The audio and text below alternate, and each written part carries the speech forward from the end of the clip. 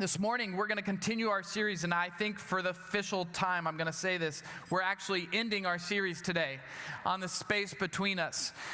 Got going and talking about relationships in February, and as we rounded out the month, I was going to be done, and I felt like the Lord was like, there's one story that you have to tell. And the story you have to tell is about a man in the Bible named Elijah. And you have to share the story about Elijah because Elijah dealt with mental health on a level and an intensity in which a lot of people can relate to. And in fact, in the Bible, it's one of the most revealing accounts or stories of somebody experiencing every emotion on the spectrum, just from the spiritual highs of life is good and I'm helping God, and all the way to the lows and the pits of sitting in the wilderness alone wishing that he could take his life. And we read this story, and the reason we're introducing this story to you is I believe that often the challenges we face in our relationships today have a lot to do with the mental health of the individuals involved in the relationship.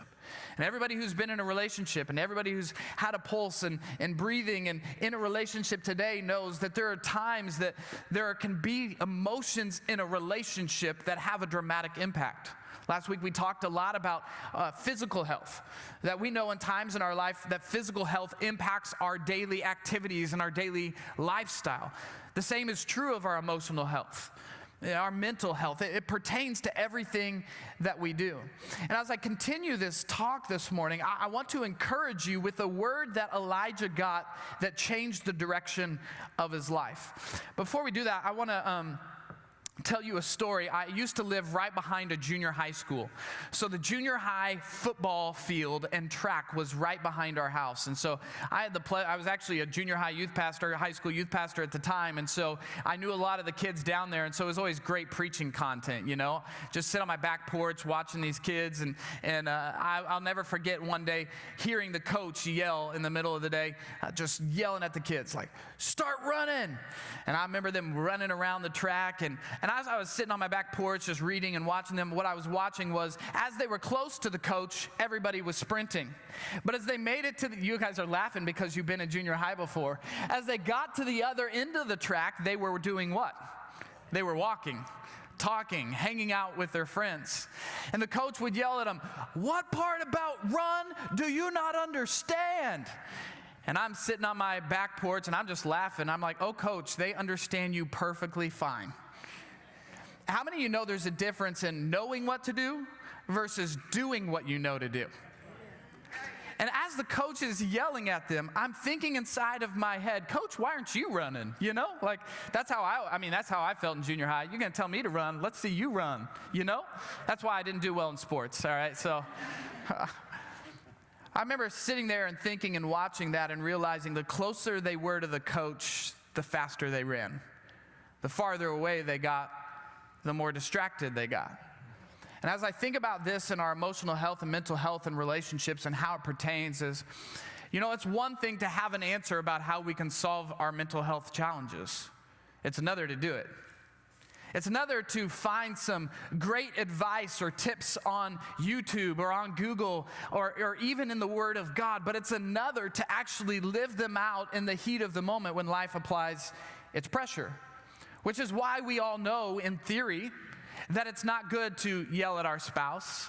And yet in the heat of the moment, what can surface and rise up in just a second can go against everything we know we should do in the moment. Which is why in our friendships, when we find ourselves in tough spots, that instead of pouring life into the relationship, we can often pour the opposite. And we can bring destruction in relationships that we're in. So as we talk this morning, I want to encourage us about the motivators for us in getting better and stronger. What are the things that motivate you? To the kids who are running by their coach right next to them was a motivator. But as soon as the motivator was far enough away, they lost focus. As we think about this in our own life and the health of our own life and our spiritual journey, we have to ask ourselves the question is, what are the motivators in my life that keep me going when life is hard? What is the thing for you that even on your worst day can bring you strength?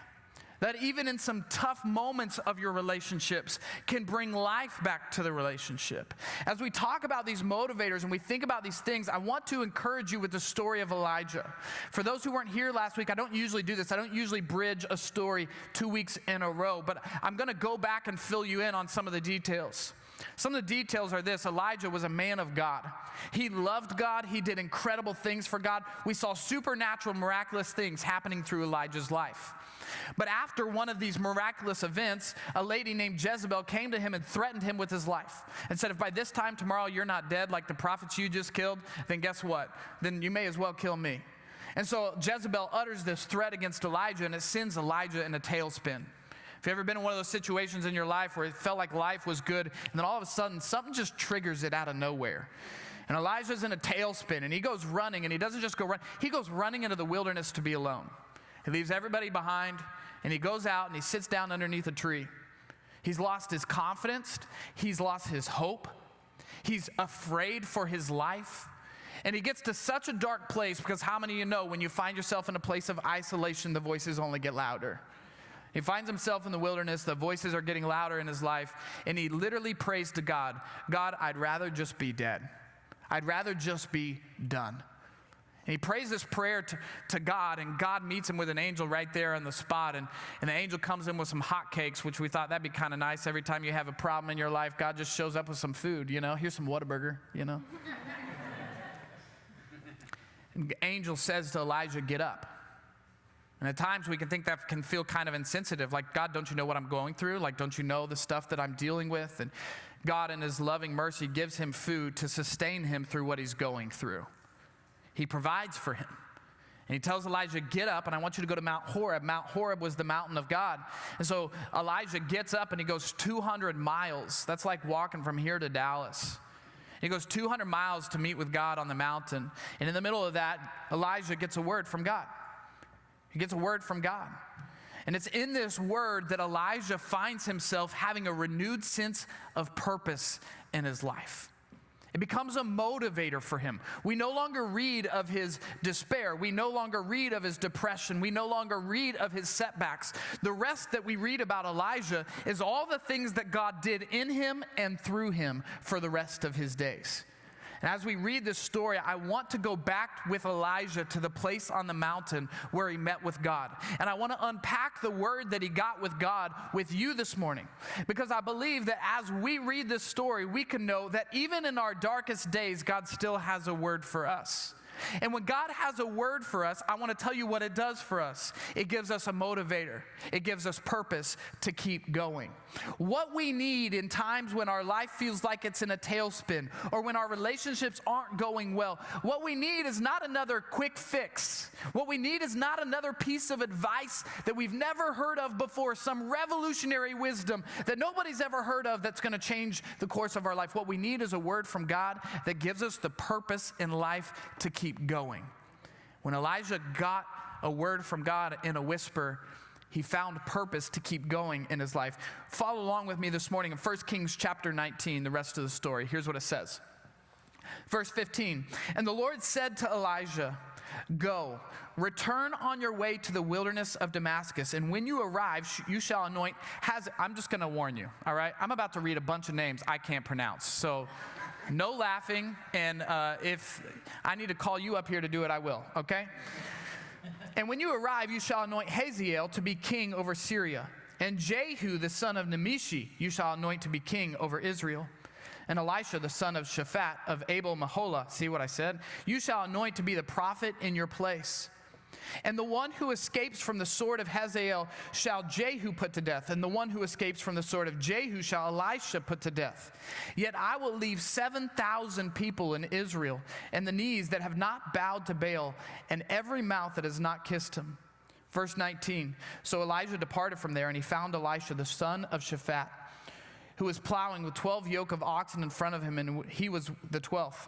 Elijah passed by him and cast his cloak upon him, and he left the oxen, and he ran after Elijah and assisted him. You're like, what in the world does this have anything to do with what Elijah's dealing with? That's my first question. You ever had God give you something you weren't expecting? You're like, I've been praying for this, and then you get the answer, and you're like, Lord, you were not listening, were you? This is not what I had in mind. The answer to my junior high prayers was definitely not what I got. The answers to my challenges in my adult life was definitely not the answer I was looking for. And Elijah finds himself in the same situation. He's crying out to God in the wilderness, I'm the only one that's left. There's nobody else. I'm all alone in this, God. And you know how God answers him? He says, I want you to get up, Elijah. I want you to go out there. I want you to anoint Jehu. I want you to go out there. I want you to anoint Elisha.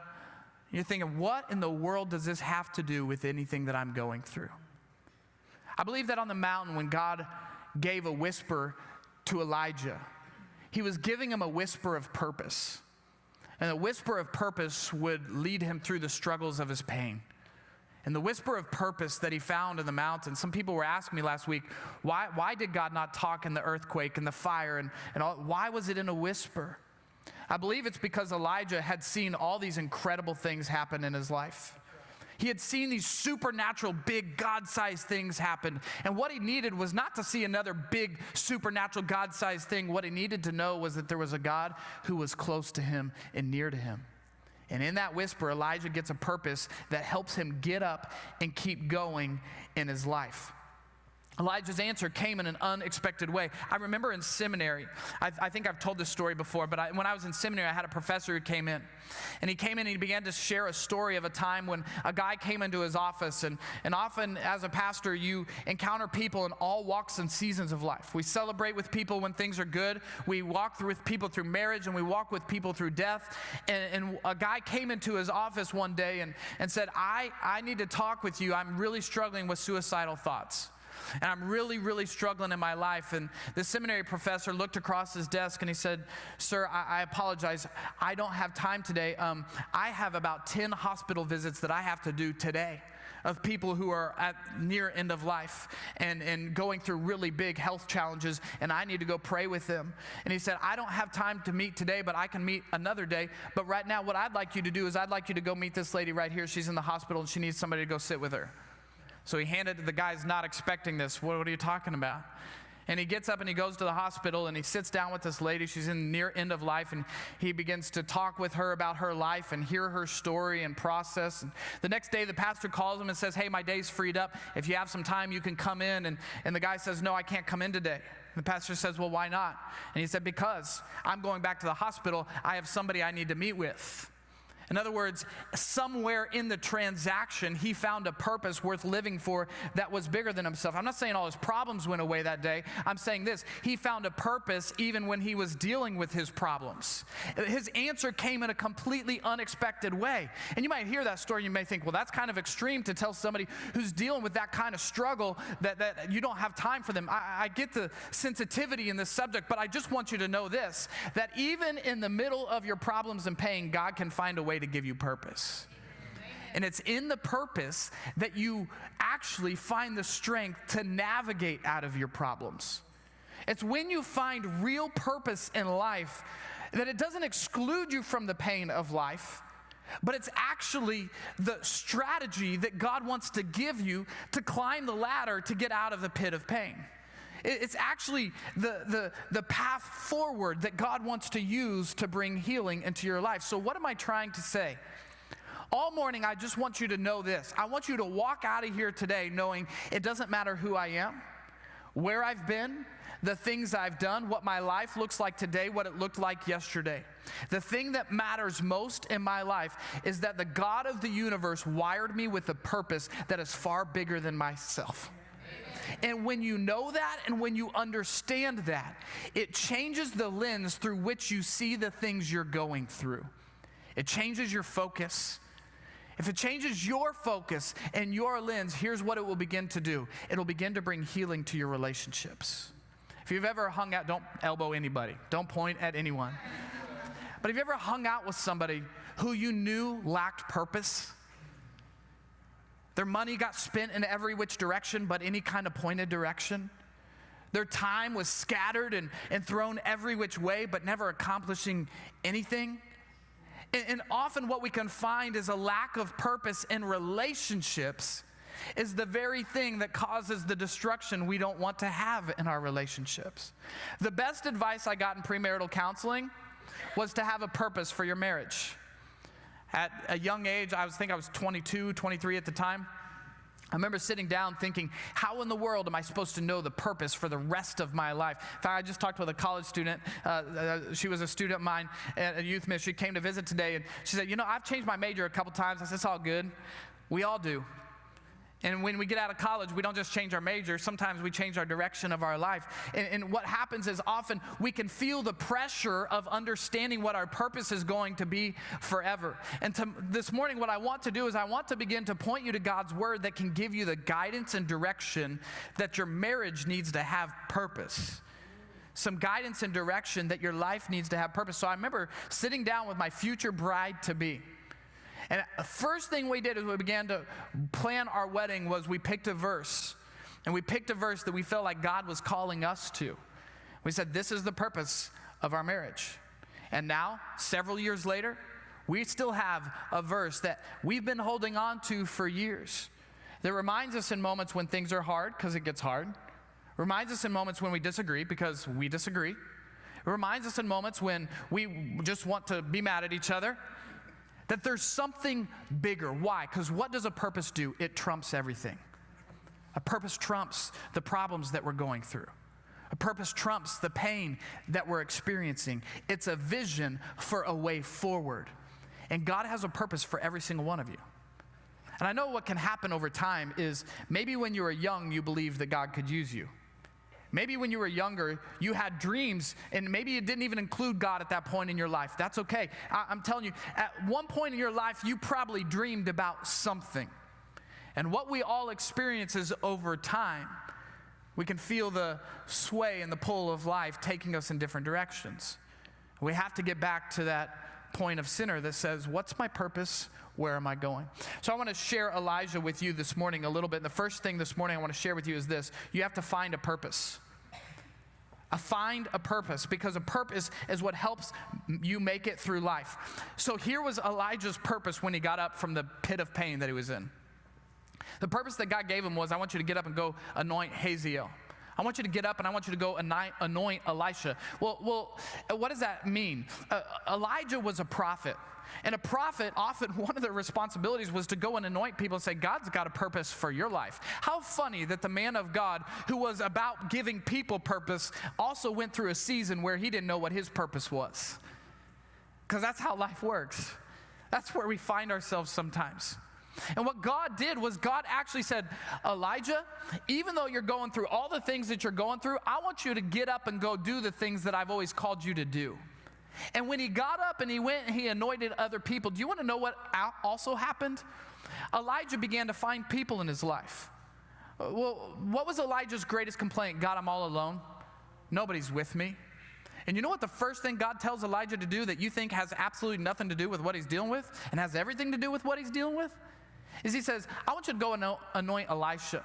You know that for the rest of Elijah's life, Elisha was Elijah's ministry assistant. Everywhere that Elijah went, Elisha went with him.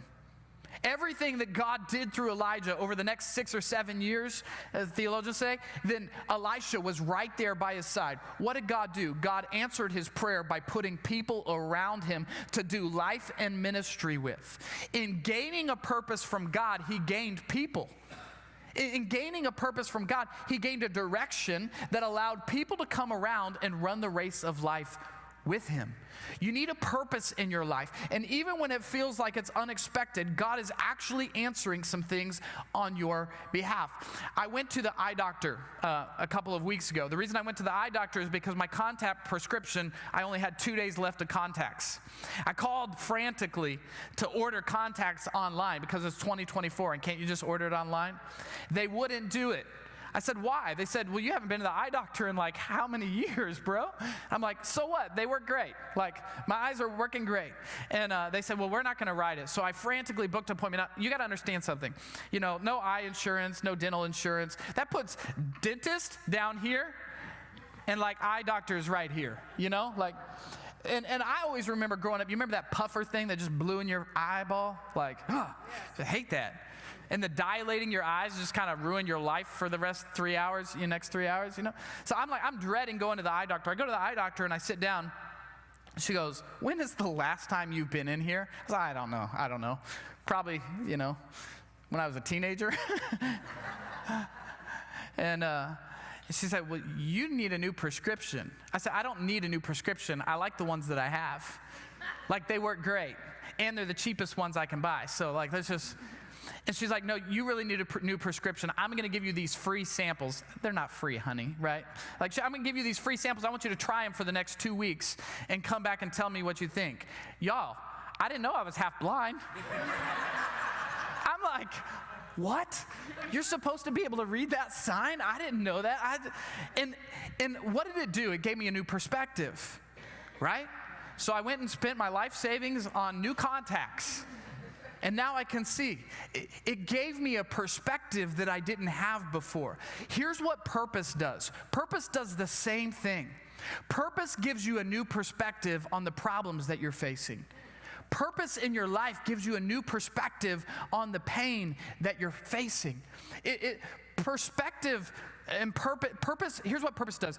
It's like, it's kind of like a prescription. If you ever take, a prescription medication, you know that it's treating the symptoms. It doesn't necessarily solve the problem overnight. It's not like you go to the doctor and you're sick and you go home and take one pill and everything's better. You know that it's treating the symptoms as you go. What purpose is purpose is like a prescription that helps you navigate the healing in your life that you need. It helps you navigate the relationships that you have. But listen to what it requires you to do. This is the hard part. It requires you to trust God. It requires you to trust God. God, I have these problems, Elijah says. And God says, Elijah, I need you to get up and go anoint these people. In other words, his healing, his prescription of purpose required him to get up and go do what God had told him to do. Had he have never gone up and done it, you know what would have happened? He would have been alone. Who knows what had happened? Maybe he would have gone back to the wilderness and sat alone for the rest of his days, because that's exactly what he had in his mind to do. Getting up and living out your purpose requires you to trust God. I'm going to read you a verse. You might have heard it before. Proverbs chapter 3, verse 5 and 6. Trust in the Lord with all your heart. And do not lean on your own understanding. In all your ways acknowledge him, and he will make your paths straight. He'll make straight your paths. Finding your purpose in life requires you to trust God more than anything else. And when you trust him, what are you trusting him with? You're trusting him that his answers beat your answers. You're trusting him that even when it doesn't feel good or feel right, that even when the pain is still there, that he's working something out on the other side. What are you trusting him with? You're trusting him with your problems. What are you trusting him with? You're trusting him with your life to say, you know what, God, I had some dreams for my life. It didn't really go according to plan, but I'm going to trust that your ways are higher and they're better. And when I lean into that, I'm like Elijah who got up and said, God told me to go anoint Jehu, I'm going to go anoint Jehu. God told me to get up and go anoint Hazael, I'm going to go anoint him. God told me to get up and go anoint Elisha, I'm going to go do it. And when he went and did it, you know what it did? It brought healing in his life. You know what it did? It brought purpose front and center stage, and he continued to do the miraculous things of God for the rest of his days. What am I saying? I'm saying that in your life, when you find the purpose of God, what it does when you're leaning in and trusting him with your life is it gives you direction. It gives you focus. It brings healing and life. Because what did God say, Elijah? Here's what these guys are going to do. Jehu is going to wipe out your enemies. What Jehu doesn't wipe out, Hazael is. And what Hazael doesn't, Elisha is. In other words, God was saying, I have a purpose for you. And while you're living out my purpose for your life, I'm going to take care of the enemies of your life. And when you're doing the things I asked you to do, then I'm going to take care of the problems and help you resolve the pain and the hurt that you've experienced. And it's not this overnight sensation, it's a journey. Elijah gets up and he goes, and it's a journey of healing. It's a journey of relationships becoming stronger. But when he kept his eyes on his purpose, it changed everything. I want to make a side note here for just a minute. Finding your purpose takes effort. Finding your purpose takes effort, which is why, to the conversation, we can go to college and change our major 100 times, because it takes some effort to figure out the direction where to go. Finding purpose takes effort because sometimes we don't get it right the first time. Sometimes we hop into a marriage thinking it's going to be one way and it's another, and it takes us a minute to navigate the changes as we go. Finding your purpose takes effort. How do I know that?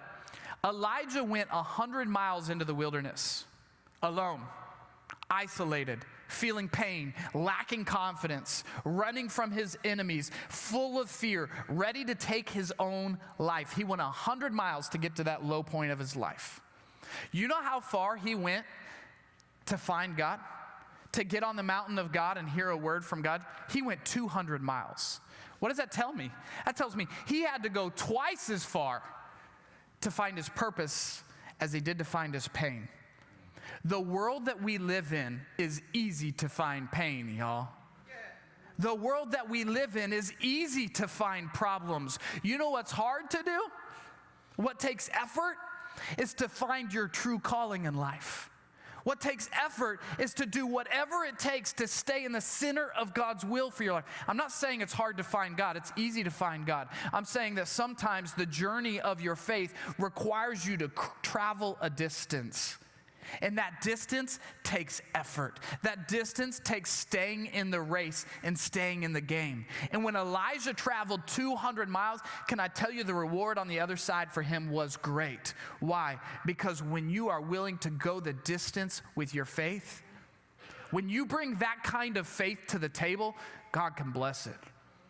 I'm saying this. It's one thing to be in a good season of your life and be like, I love God. You know it's another thing to be in a low season when you feel like you can't even get up off the ground, to say, God, I praise you and I bless you and I believe that you're good and I know what I'm going through, but I trust that you're going to get me out the other side. Can I tell you there's something powerful with that kind of faith?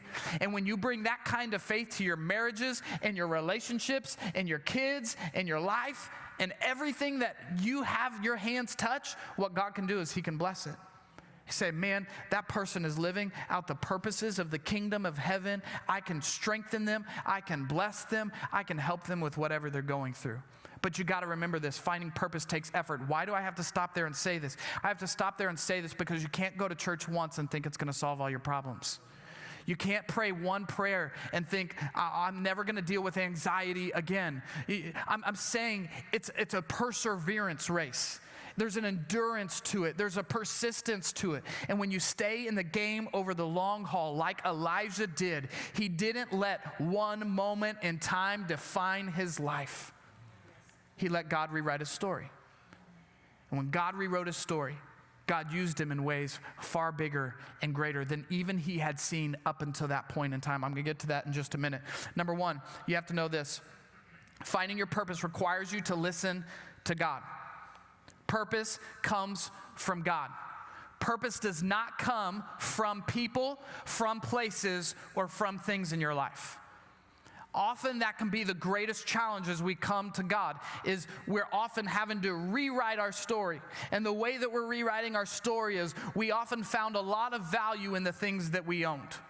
We often found a lot of value in the places in our life, or we often found a lot of value that people would give to us.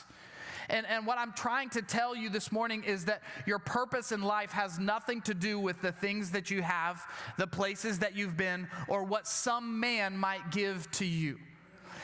In other words, a boss giving you a promotion doesn't give you purpose. Getting the house you always wanted doesn't give you the purpose you think it will give you. Finding a place in your life that you think adds value, oftentimes it doesn't. Getting a bigger purpose is not getting to retirement one day. These things are all tools that might help you live out your purpose, but they're not your purpose. There's a difference between a tool and the finished product. It's like this. Being retired may free up your time to do some things that God has called you to do. Retirement isn't the purpose. What you do in it is. A bigger house is not the purpose for your life, although it may be a tool that allows you to be hospitable to people and invite people in and be a warm and loving family to other people. A promotion at your work isn't the purpose, but a promotion at your work may allow you to have influence with greater numbers of people that give you a significance and purpose in life far greater than what you had had. Does that make sense? There's a difference in the tool. Understanding that my significance and value doesn't come from the things that I own and the places that I go and what people can give to me helps me understand that it's God that gives me purpose. And when God gives me purpose, He takes every area of my life and He uses it as a tool to advance my purpose in life. My life gets richer, better, stronger, healthier, and His kingdom advances when I live out my purpose. Listen to Jeremiah 29:11. I know the plans I have for you, declares the Lord. Plans for welfare, not for evil, to give you a hope and a future. Then you will call upon me, you'll come and pray, and I'll hear you, and you will seek me and find me when you seek me with your whole heart. I love that verse. I've held on to that for several years. My mom wrote it on a card when I got rejected from every college I ever applied to. She wrote it on a card, put it on my bed, and the first time I'd ever read that verse, I know the plans I have for you, and it was the hope I needed to hold on. 3 months later, I get accepted to a college, way later than I ever expected, way past all application deadlines, but I held on to that word that God does have a place for me, and He does have a plan for me. And if I hold on, guess what? I even found my wife there. Come on, Lord. Good thing I didn't go to Chicago. I would have been cold and miserable. Got to God's country that way. Thank you for Jeremiah 29:11. You need a word from God. Your purpose comes from God. So what am I encouraging you to do? Start asking God what your purpose in life is. I can't answer it for you. I can give you some parameters that Scripture points out, but I can't answer it for you. So you have to start asking God. Elijah went to the mountain with God, and he got direction from God. Last thing is this. Find your purpose. It always requires you to think bigger than you. It's always bigger than just you. That's how God operates. So if you're looking for purpose in life, you need to begin and looking around. Does the thing that I think gives me purpose have anything to do with anyone else? Joseph in the Old Testament had a dream that his brothers were bowing down to him. And as a 17-year-old boy, he got real excited about the fact that his brothers would all bow down to him. That sounds like a good idea to me, God. By the time he got to the end of his days, he realized his purpose wasn't about people bowing down to him. It was about him saving literally an entire nation. In other words, the dreams that he was having that God was giving him had to do with him storing up enough food to save the entire nation when they would go through a famine. In other words, God's dream for Joseph wasn't about Joseph. It was about everyone. It was about God's people. It was about God saving people. And when we understand that our purpose is bigger than us, it adds value in life to our marriage, adds strength to our family. My job as a dad is not to make enough money so that my family can have all the money that they need. You know what my job is as a dad? It's to love and invest in my kids that gives us a greater purpose. Money's a part of that. I need to put food on the table, but there's something bigger at stake. You have to understand that God is always up to something bigger. How did Elijah experience that? You got to understand something. Elijah was alone, and God sent him to anoint Elisha. And Elisha comes along with Elijah for the next 6 years. So much so that Elijah, when he was passing on to the next life, God took him up into heaven. You know who was standing right by his side? Elisha. You know what Elisha said? Father, Father. In other words, Elijah's purpose required him to invest in Elisha. Elisha watched Elijah's life. He modeled Elijah's life. The miracles that Elijah did, Elisha started doing. And in the end of Elijah's days, you want to know something? He wasn't alone. You know what? At the end of Elijah's life, he didn't die the way he expected, sitting under a broom tree in the middle of the wilderness. He didn't die by cancer. God literally took him up. Can I tell you, he didn't die alone. And he didn't die the way that he thought he would die. Why? Because God gave him purpose. You know what that purpose involved? Being a spiritual father to a man named Elisha. In other words, the rest of his days, you know what he spent doing? Pouring out his life for someone else. Teaching someone else his ways. Teaching someone else how to live and walk with purpose. He began to be a spiritual father for someone else. What is that saying for you and for me? It says that in your life, the more you give yourself away, the richer your life gets. The more you find a way to help other people take steps in their faith journey, the more blessed you become, the more you prosper. And all the fears that Elijah had, they went away. You know why they went away? Because God rewrote his story. And he wasn't alone. He wasn't alone when he went to heaven. He had people around him. And he wasn't afraid of Jezebel because God dealt with all that. But you know what he could walk away into heaven knowing? I did what God called me to do. And because I did what God called me to do, he was faithful and he played his part. And I say this all the time, but if he did it for Elijah, he can do it for you. He's done it for me. I'll never forget the day I surrendered to ministry. I didn't want to do this. I had other plans. But I remember saying, God, whatever you want to do with my life, that's what I should be doing. And that purpose strengthens my marriage. It strengthens my personal health and my personal life.